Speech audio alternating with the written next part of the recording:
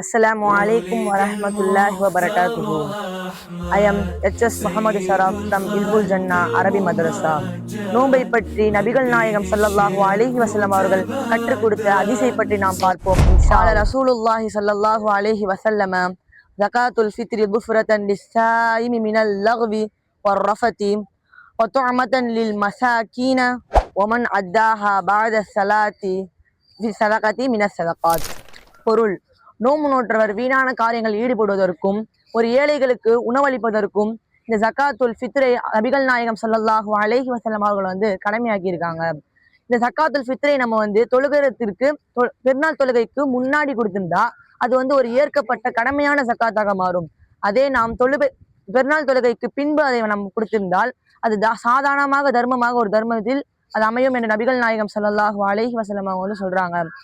இப்னு மாஜா 1827 இந்த ஹதீஸ் பதிவாயிருக்கு.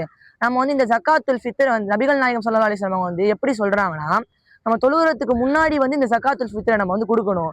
அப்பதான் இது முழுமையான நன்மை அல்லாஹ் நமக்கு தருவான்.